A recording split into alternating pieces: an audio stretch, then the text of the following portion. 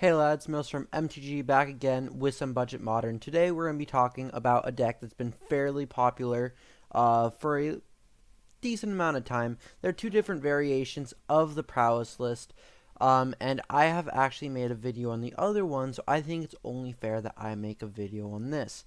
Now the difference, if you really want to know the difference between Obosh Mono Red Prowess and blue-red prowess without Obosh. The main difference is though Obosh can be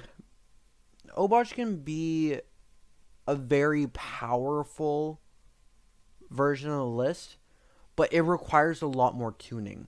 Where the blue-red, the Izzet version of the list is a lot more. It's very clean cut, and like this list is still very clean. But the blue-red version, you will not really tweak towards your meta. Where the Obosh Prowess list, depending on your meta, you might exchange certain cards for certain cards. And really, both of them are very powerful. And I prefer the Obosh list. But the blue-red one is probably going to be the one that is probably more popular, more played, just because you don't have to go through that extra little bit of effort tuning it. That being said, I do want to talk about the list because it's phenomenal, and I love it so much. So we're going to dive right in. We have Obosh, the Prey Piercer, which is a companion, which I don't know why this one is slightly like down, but like in the artwork it looks like it's a miscut but digital. Anyway, it's a maybe it's some weird arena thing. But it says a 3/5 companion. Your starting deck contain. Yeah, it actually. You know what? Ignore me. It's definitely. I can't get past this. It's definitely arena because it says Helion Horror, but halfway through the word horror, like after the H, it says dot dot dot. Definitely arena. Sorry, threw me off. So Obosh the Prey Piercer is a companion, and if you don't know what companion is, you've probably been living on a rock. But if you have, that's fine. A companion is kind of like a pet that Wizard of the Coast has given you. It's kind of like a commander that you can cast once from your sideboard as long as your deck meets a certain requirement. And so for this one, it's and usually they have an ability that cares about that specific requirement. So for Obosh the Prey Piercer, well, actually, real quick, Companion also got eroded because it was so powerful. So there is a change where you have to pay 3 mana, sorcery speed, put it into your hand. Makes decks with Companions a little weaker, but honestly, I'm not sure because it's still so powerful. Anyway, finally back to the actual deck and not me just ranting about Companions. Companion says, your starting deck contains only cards with odd converted mana costs. If a source you control with odd converted mana cost would deal damage to permanent or player, it deals double that damage instead. So the idea of this is that we're going to try to double all of our damage, but we don't need to. Obosh the Prey Piercer is something that puts us it's like the thing that puts us over the top. Now, a definite upgrade to the list that I'm going to get a lot of comments on in the comment section is that I excluded Seasoned Pyromancer. And the reason for that is currently Seasoned Pyromancer is over $100 for the playset. So we can't actually play that card. We can say, okay, you have 4 Pyromancers, you have 3 Pyromancers and you have no deck. Good luck. That being said, the deck, I've actually played this version of the deck for a few months. And this list is amazing. I love it so much. I'm honestly in love with this list. And so Obosh the Prey Piercer will double our damage. We're gonna talk about what we have. But really, we're going to be aggroing them out. We're going to try to attack them as much as possible, damage them as much as possible, and by the time we get Obosh out, we won't need to do a lot more, but it helps us go a little over the top. Next up is Bomac Courier is a 1-drop 1/1 haster that says whenever it attacks, exile the top card of your library face down. And then you can't look at it, obviously, because it's face down. Pay a red, discard your hand, sacrifice Bomac Courier, put all cards exiled to Bomac Courier into their owner's hands. This is one of the reasons why I'm okay with not running Seasoned Pyromancer, is that this is how we're going to be drawing more cards. Is that we're going to swing and swing and swing, and by the time that we're no longer confident that Bomac Courier will be relevant, we will pay a red, discard our non-existent hand at that point because we'll be out of cards. We'll have just cast them all, and then draw all those cards. Even if it's 1 or 2, you know? Even if it's 1 or 2, it puts us ahead.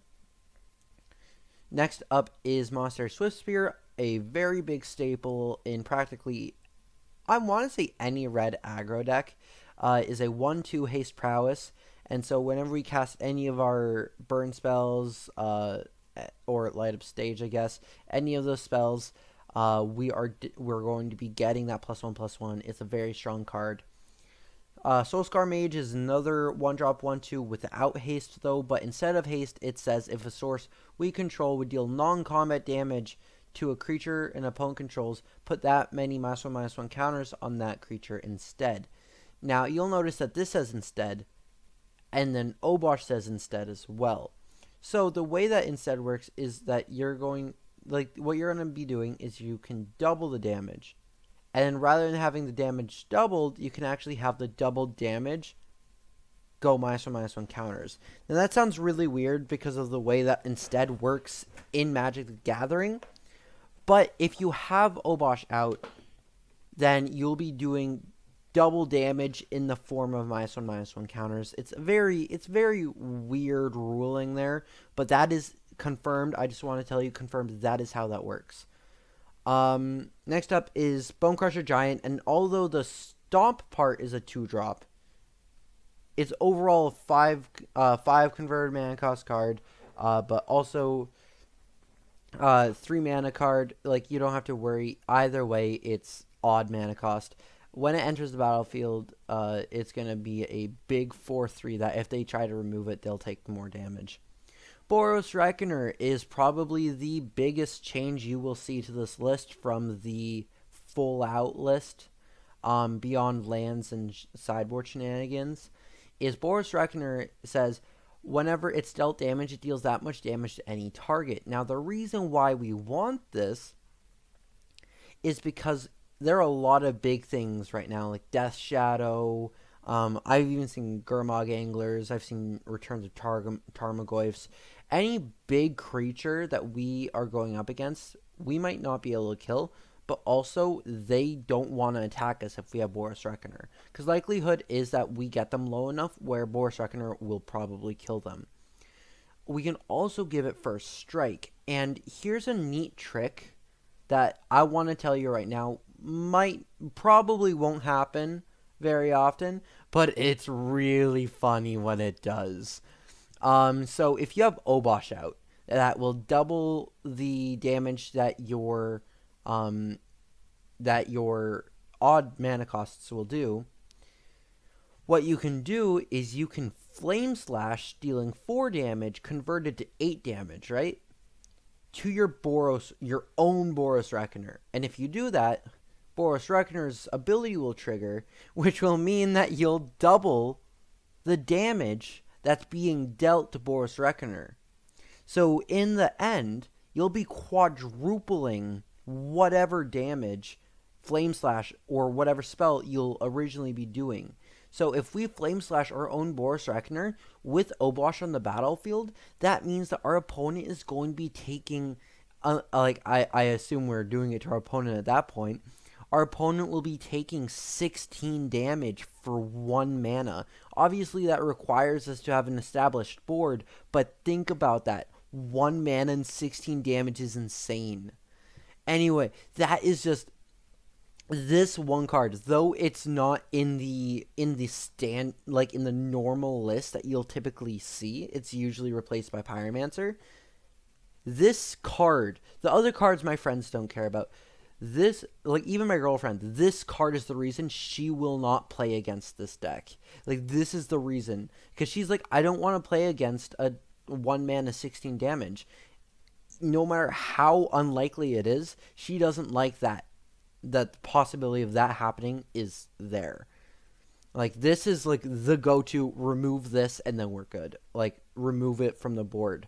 But the problem is a lot of people's form of removal in this metagame is Lightning Bolt, and they'll take damage. Anyway, up next are our spells. We have Firebolt, which is a 1-drop, deal 2 damage to creature or player. It's basically, like, I want to say it's until you get to the graveyard, it's a bad shock. But then later on, you can flash it back.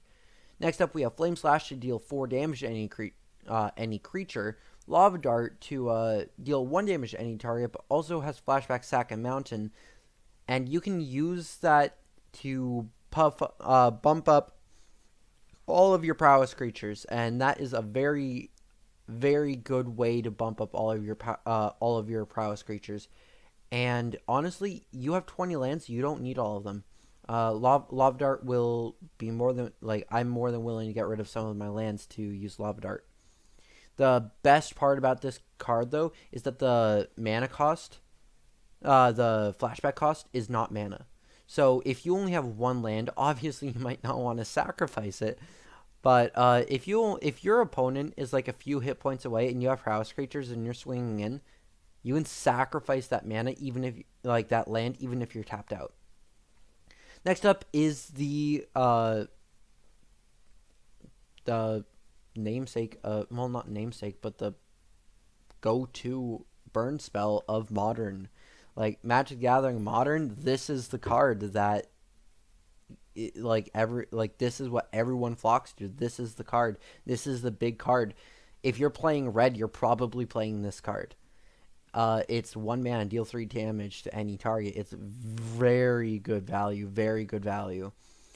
Next up is Light Up the Stage. It's going to be a 3-drop, exile the top 2 cards of your deck, and until end of turn you can play those cards.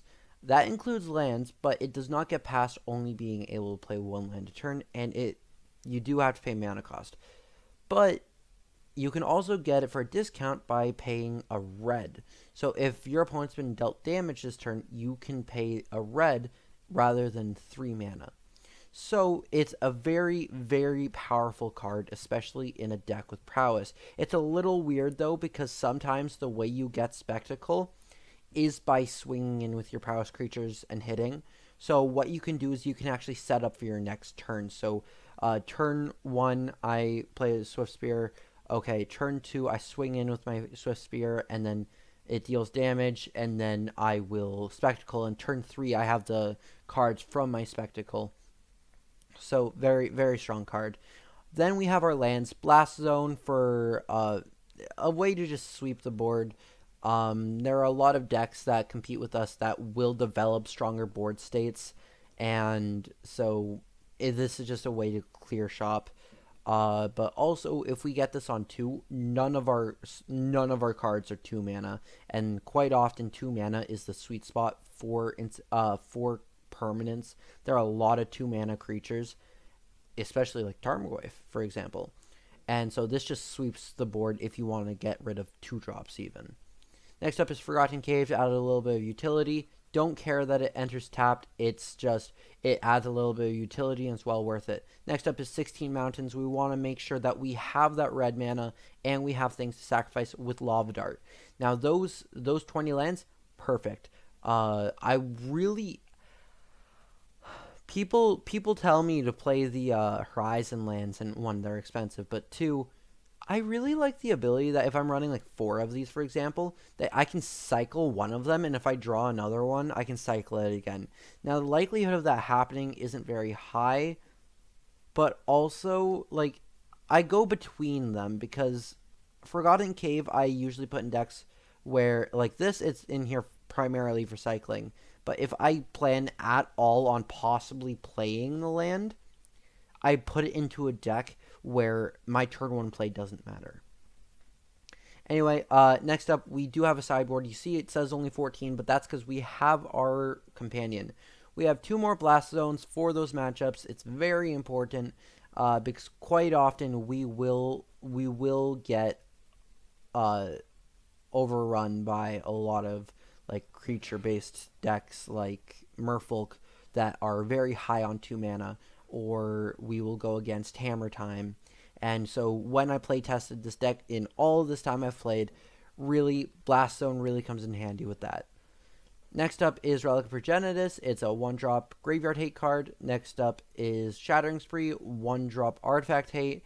And then 3-drop, deal 2 damage to each non-pirate creature. Now, the reason why this is in here is because you might think, oh, but it kills Bomac Courier, it kills Swiftspear, it kills Mage. It doesn't kill that and does not kill that. But I really like board wipes, damaging board wipes with Reckoner, by the way. Very, very good.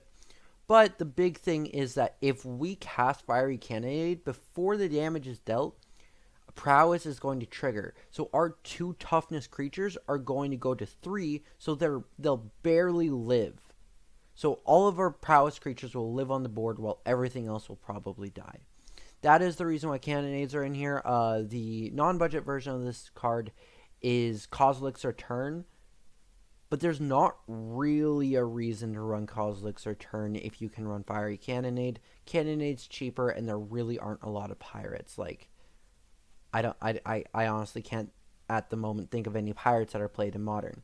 Anyway, that is the list. It's very, very sweet. It's $97. You'll see that if you try to build this online, it's a lot more expensive. This is one of the examples of the decks that really emphasizes I'm recording for paper. So, but it's even not that much over $100. The thing that brings up the money are the Soul Scars, the Bonecrusher Giants. Bonecrusher Giant is insane online.